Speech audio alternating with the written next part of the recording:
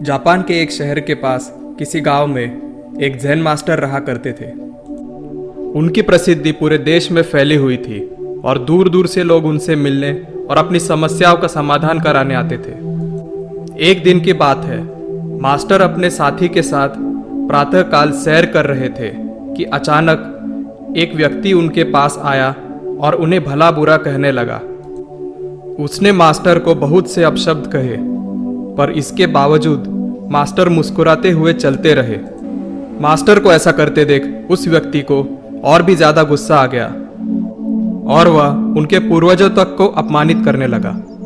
लेकिन इसके बाद भी मास्टर मुस्कुराते हुए आगे बढ़ते रहे।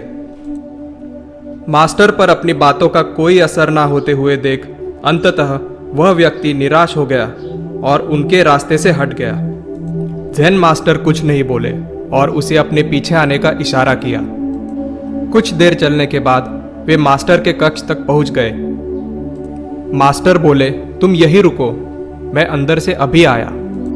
मास्टर कुछ देर बाद एक मैले कपड़े लेकर बाहर आए और उसे अपने साथी को थमाते हुए बोले, लो, अपने कपड़े उतारकर इन्हें पहन लो।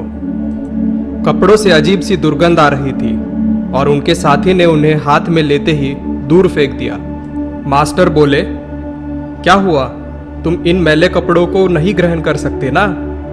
ठीक इसी तरह मैं भी उस व्यक्ति द्वारा फेंके हुए अपशब्दों को नहीं ग्रहण कर सकता।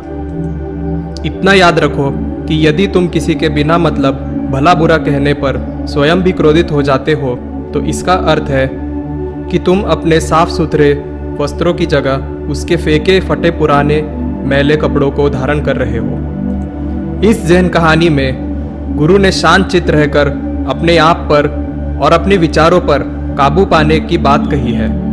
किसी के अपशब्दों से हमें बिल्कुल भी विचलित नहीं होना चाहिए। हमारे मन और तन पर सिर्फ हमारा ही कंट्रोल होना चाहिए।